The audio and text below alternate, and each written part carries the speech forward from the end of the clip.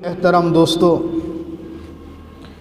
اللہ رب العزت کے پاکیزہ کلام کے اندر سے ایک آیت مبارکہ کا مختصر سا حصہ آپ حضرات کے سامنے تلاوت کیا ہے، اور ذخیرہ احادیث کے اندر سے آقا مدنی کریم صلی اللہ تعالی علیہ وسلم کے فرمان عالی شان میں سے دو حدیث مبارکہ مختصراً آپ حضرات کے سامنے تلاوت کی ہیں۔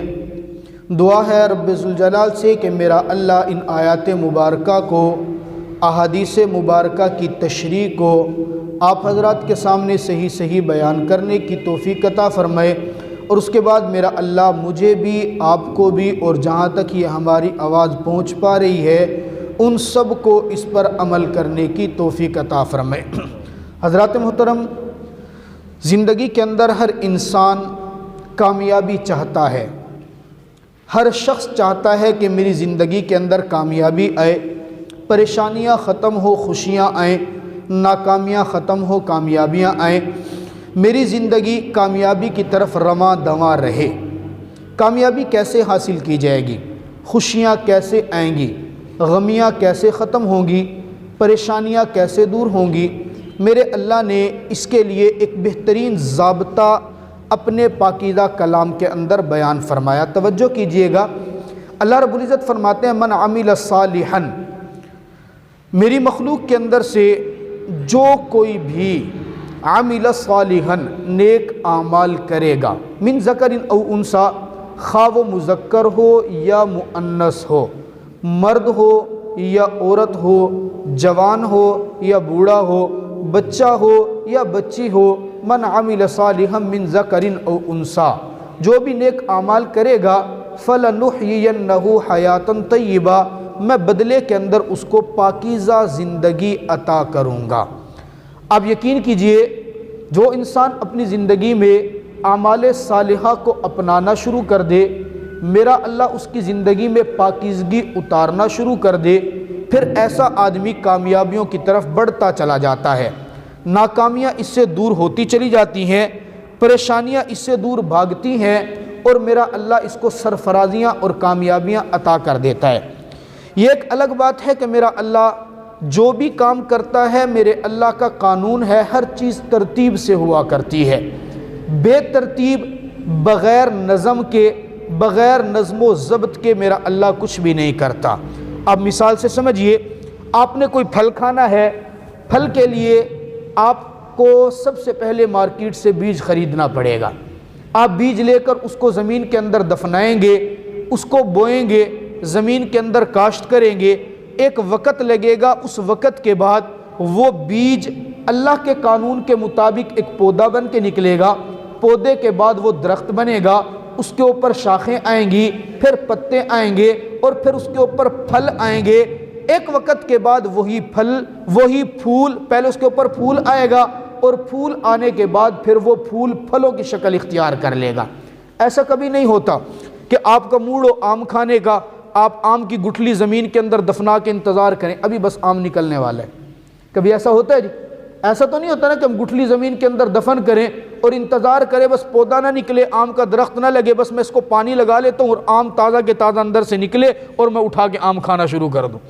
آپ ارادہ کریں جی میں تربوز کا بیج زمین کے اندر ڈالتا ہوں، اور تربوز کا وہ درخت نہ بنے، وہ بیل نہ بنے، وہ ترتیب نہ بنے، بس تازہ کے تازہ تربوز زمین سے نکلے پھاڑ کے، اور وہ زمین سے وہ نکلا ہوا تربوز میں لوں، اس کو کاٹ کے کھانا شروع کر دوں۔ ایسا تو نہیں ہوتا نا۔ کوئی آدمی چاہتا ہے مجھے نیک صالح اولاد ملے، اس کو سب سے پہلے شادی کرنی پڑے گی، شریعت کے مطابق، اسلام کے مطابق نکاح کرنا پڑے گا، میاں بیوی کا ملاپ ہوگا، ایک وقت گزرے گا، اس کے بعد جا کے نیک صالح اولاد میرا اللہ عطا کرتا ہے۔ کوئی آدمی شادی بھی نہ کروائے، نکاح بھی نہ کرے، اور نکاح کے علاوہ کہتا رہے جی مجھے یا اللہ نیک صالح اولاد عطا کر دے، نیک صالح اولاد، 100 سال بھی دعائیں کرتے رہے، کیا خیال ہے اولاد پیدا ہو جائے گی؟ وہ جناب آدم علیہ السلام کی پھسلی سے اللہ رب العزت نے اماں حوا کو پیدا کر دیا تھا، اب آپ کی اور میری پھسلی سے پیدا نہیں ہوگی، ہمیں نکاح کرنا پڑے گا۔ ہاں پھر یاد رکھیے کہ اولاد صالحہ کے لیے نکاح کرنا ضروری ہوگا، زنا نہیں۔ نکاح اور چیز ہوتی ہے، زنا اور چیز ہوتا ہے۔ ہمارے مغربی، ہمارے مسلمان، ہم میں بہت ساری عملی کوتاہیاں بہت زیادہ ہیں۔ ہم لوگ اسلام سے کم متاثر ہوتے ہیں، میڈیا کے پروپیگنڈے کو دیکھتے ہوئے مغربی تہوار اور مغربی رسوم و رواج سے جلدی متاثر ہو جاتے ہیں۔ انہوں نے پوسٹ چلا دی جی ویلنٹائن ڈے منانا چاہیے، ہم لوگ بھی منانے کی تیاریاں کر لیتے ہیں۔ آج 14 فروری ہے، بہت سارے لوگوں نے ترتیب بنائی ہوئے کہ شام ڈھلنے کی دیر ہے، بس آج خوبصورت پھول خریدیں گے اور فلاں گرل فرینڈ کو دیں گے، جا کے فلاں کو دیں گے، فلاں سے اظہار محبت کریں گے۔ میرے دوستو، یہ اظہار محبت جس کو ویلنٹائن ڈے کے نام سے منایا جاتا ہے، ناجائز اور حرام ہے، گناہ کبیرہ ہے۔ کسی کی بہن کو، غیر محرم کو، کسی کی بیٹی کو یوں محبت کا اظہار کرنا، شریعت کے اندر اس کی کسی قسم کی کوئی گنجائش نہیں ہے۔ اور یاد رکھیے، یہ بھی شریعت کے ایک قانون ہے، آپ کسی کی بیٹی کو چھیڑیں، اللہ اس کا بدلہ آپ کو نہ دے، ممکن ہی نہیں ہے۔ آپ کسی کی بہن کو چھیڑیں، اللہ آپ کو اس کا بدلہ نہ دے، ممکن ہی نہیں ہے۔ جزاء سیئۃ سیئۃ بمثلھا، نیکی کا کام کرو گے، میرا اللہ نیک کا بدلہ نیکی کا ضرور دے گا۔ جزاء سیئۃ، برا کام کرو گے تو برا بدلہ ضرور ملے گا۔ ایک واقعہ مشہور ہے نا، ایک سنار کے پاس اولاد نہیں تھی، اولاد سمجھئے گا، میرا موضوع یہ نہیں، میں نے تو بات کچھ اور کرنی ہے، ویسے درمیان میں آ گئی۔ ایک سنار تھا، اس کے پاس اولاد نہیں تھی، ایک بچہ لیا اس نے کہیں سے، لے پالک بچے کو پالا، بڑی محبت کی اس سے، لڑکا تھا، اس کو پالا، جوان کیا۔ جب وہ بچہ جوان ہو گیا، ایک دن ایسا، یہ سنار کہتا ہے میں نے اپنی زندگی کے اندر کبھی برائی نہیں کی، میں ہمیشہ نیکی کرتا تھا، میں ہمیشہ رب تعالیٰ سے ڈرتا تھا، پرہیزگاری کیا کرتا تھا۔ اس طرح کے سینکڑوں واقعات آپ حضرات نے بھی سنے ہوں گے۔ کہتے ہیں میں ایک مرتبہ دکان پہ بیٹھا ہوا تھا، ایک خوبصورت عورت آئی، مجھ سے چوڑیاں اس نے سونے کی خریدی۔ چوڑیاں خریدنے کے بعد مجھے کہنے لگی، اے دکاندار سنار، آپ ایسا کیجئے کہ میرے ہاتھ کے اندر یہ چوڑیاں اپنے ہاتھوں سے پہنا دیجئے، دل پر ہاتھ رکھ کر جملے پر غور کرنا، واقعہ سنیے گا۔ سنار کہتا ہے میں نے اس کا ہاتھ آگے کیا، میں پہلے بھی چوڑیاں پہناتا رہتا تھا، اس دن پتہ نہیں کیا ہوا، میں نے اس عورت کا ہاتھ پکڑا، ہاتھ پکڑتے ہی میرے دل کے اندر گناہ کا وسوسہ آ گیا۔ میں نے ہاتھ پکڑ کے اس کو چوڑی تو پہنا دی، لیکن اس کے ہاتھ پکڑتے ہوئے میری نیت خراب ہو گئی، میرے دل کے اندر ناپاکی آ گئی، میرے دل کے اندر گناہ کا خیال آ گیا۔ چوڑیاں تو میں پہنا دی، میں نے چوڑیاں پہنا کے جس وقت میں شام کو گھر کے اندر لوٹا، دیکھا میری بیوی رو رہی ہے بیٹھی ہوئی، اور ٹوٹی ہوئی ہے، بڑی پریشان بیٹھی ہے۔ میں نے پوچھا بھلی مانس کیا ہوا، اور روتی کیوں ہے، پریشان کیوں ہوتی ہے، ٹوٹی ہوئی کیوں ہے؟ وہ رو کے کہنے لگی بات دراصل یہ ہے، یہ بیٹا مانتی ہوں میں نے اس کو اپنے پیٹ سے جنم نہیں دیا، مانتی ہوں کہ یہ میرے پیٹ سے پیدا نہیں ہوا، یہ لے پالک ضرور ہے، ساری زندگی ہم نے اس کے اوپر محبت کی، اس کو پالا پوسا ہے، اس کو جوان کیا، یہ بچہ بھی ہمارا خدمت گزار ہے، ہم سے محبت کرتا ہے، آج پتہ نہیں کیا ہوا، یہ گھر کے اندر آیا، کسی ضرورت کی بنیاد پر میرا ہاتھ پکڑنا اس کو پڑ گیا، اس نے میرے ہاتھ کو پکڑا تو غلط انداز سے پکڑا ہے۔ میں رو اس بات پہ رہی ہوں، جس بچے کو میں نے اپنے بیٹے کی طرح پالا ہے، جس بچے کو میں نے اپنے بیٹے جتنا پیار دیا ہے، جس بچے کے اوپر میں نے اپنی ممتا نچھاور کر دی ہے، آج وہ بچہ مجھے غلط نگاہ سے دیکھتا ہے تو میں تو ٹوٹ کے رہ گئی ہوں۔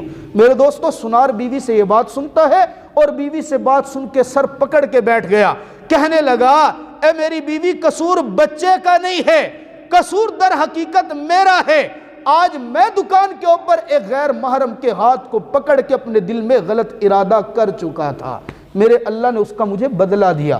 میں عرض کروں جزاء سیئۃ سیئۃ بمثلھا، بندہ گناہ کرے اور گناہ کا بدلہ نہ ملے، ممکن بھی نہیں ہے۔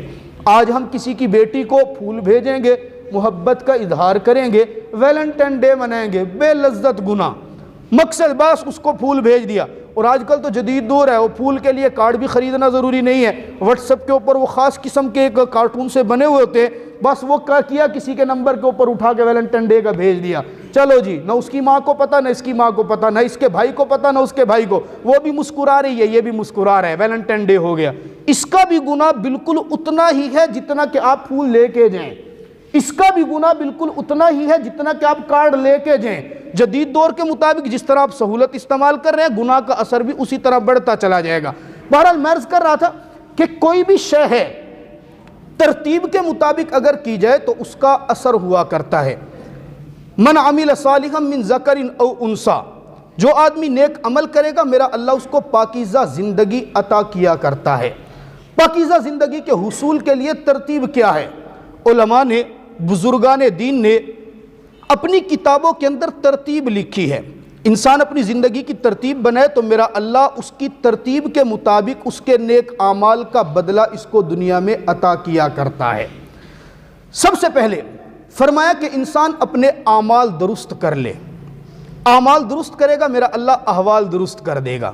ہمارے ہاں سب سے بڑی کمزوری کہ ہم اعمال کی طرف توجہ کم کرتے ہیں، احوال کی طرف توجہ زیادہ کرتے ہیں۔ آپ کسی کو کہیں نا یار نماز تو پڑھنے مسجد کے لیے آ جایا کرو، کہتے ٹائم ہی نہیں ملتا یار، ڈیوٹی بڑی سخت ہے، میں دکان سے اگر 2 منٹ کے لیٹ ہو جاؤں گا نا میرے گاہک خراب ہو جائیں گے، میرا یہ معاملہ ہو جائے گا۔ احوال بنانے کی طرف توجہ ہے، اعمال بنانے کی طرف توجہ نہیں۔ اور فرمایا کہ جو انسان اپنے اعمال بنانے کی طرف توجہ کرتا ہے میرا اللہ احوال تو مفت میں اس کے بنا کے رکھ دیتا ہے۔ اس کی مثالیں قرآن پاک کے اندر بہت زیادہ موجود ہے۔ میں آپ کو ایک مختصر سی مثال دیتا ہوں۔ حضرت یوسف علیہ السلام کا قصہ قرآن پاک کے اندر تفصیل سے موجود، جانتے ہیں نا جی؟ جناب یوسف علیہ السلام اللہ کے پیغمبر ہیں، باقاعدہ سورہ یوسف ان کے نام پہ اتری ہے۔ یوسف علیہ السلام کے ساتھ ان کے بھائیوں نے کیا کیا تھا؟ بچپن کے اندر اٹھا کے کنویں کے اندر ڈال دیا۔ بھائیوں نے کنویں کے اندر ڈال دیا باپ کی محبت حاصل کرنے کے لیے۔ واقعہ طویل، اللہ رب العزت نے کنویں سے نکلوایا، عزیز مصر کے پاس چلے گئے، غلام بن کر رہتے تھے۔ ابھی لڑکپن کی عمر ہے، زیادہ سمجھ بھی نہیں ہے۔ میرے اللہ خود فرماتے وَلَمَّا بَلَغَ أَشُدَّهُ آتَيْنَاهُ، میں جب یہ اپنی ایک عمر کو پہنچے میں نے ان کو علم بھی دیا اور حکمت بھی دی۔ بہرحال یہ کہ جس وقت جوانی کی عمر میں پہنچے زلیخا نے زنا کی تہمت لگا دی، عزیز مصر نے اٹھایا جیل کے اندر ڈال دیا۔ جیل کے اندر 9 سال تک رہے ہیں۔ میرے دوستو توجہ کرنا، 9 سال کا عرصہ جیل کے اندر گزارتے ہیں۔ کیا میرا رب اس بات پہ قادر نہیں تھا کہ پیغمبر کے اوپر زنا کی تہمت لگے، اگلے ہی لمحے میرا رب اپنے پیغمبر کی پاک دامنی کو ثابت کرے؟ یقیناً میرا رب اس بات پہ قادر تھا کہ چاہتا تو اپنے پیغمبر کی پاک دامنی کو اسی لمحے ثابت کر سکتا تھا، لیکن رب نے نہیں کیا۔ 9 سال، ایک روایت کے اندر 7 سال جیل کے اندر گزارتے ہیں۔ 7 سال کے بعد، یہ 9 سال کے بعد بادشاہ وقت ایک خواب دیکھتا ہے، ادھر پیغمبر ہے، رب کے ساتھ معاملات مضبوط ہیں، رب کی عبادت مضبوط کر رہے ہیں۔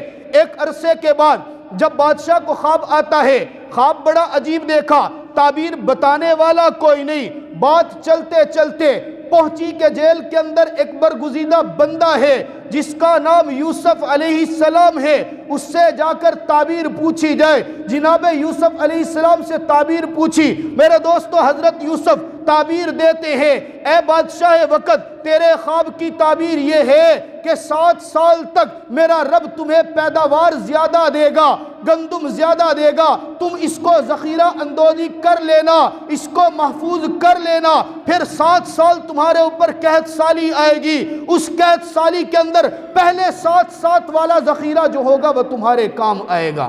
یہ تعبیر بادشاہ سنتا ہے، بادشاہ کو بڑی اچھی لگتی ہے اور اپنی بیوی کو مخاطب کر کے کہتا ہے کوئی اور نہیں، سمجھئے گا الزام جس بیوی نے لگایا اسی بیوی کو مخاطب کر کے کہتا ہے انکی کنتی من الخاطئین، وہ یوسف غلطی پر نہیں تھا، کملی غلطی پر تو تھی، گناہ اس نے نہیں کیا تھا، گناہ تو نے کیا تھا، وہ تو پھر بھی میرا وفادار نکلا، تو نے گناہ کی دعوت دی، گناہ کی دعوت دینے کے باوجود اس نے اپنے مالک اپنے بادشاہ کی عزت کی طرف غلط نگاہ سے بھی نہیں دیکھا۔ یہ پاک دامنی ایک عرصے کے بعد جا کے ثابت ہوئی۔ بہرحال کبھی ایسا بھی ہو جاتا ہے انسان کے اوپر بد تہمت بھی لگتی ہے، الزام بھی لگتا ہے، اس الزام کے دھلنے میں اگر دیر ہو جائے تو یہ نہیں سمجھنا چاہیے کہ میرے رب کی مدد اور نصرت نہیں ہے میرے ساتھ۔ اللہ کی مدد اور نصرت اترتی ہے، وہ کب جا کے اظہار کرے گا، برات کروائے گا، اس کی حکمت کیا ہے وہ میرا رب بہتر جانتا ہے۔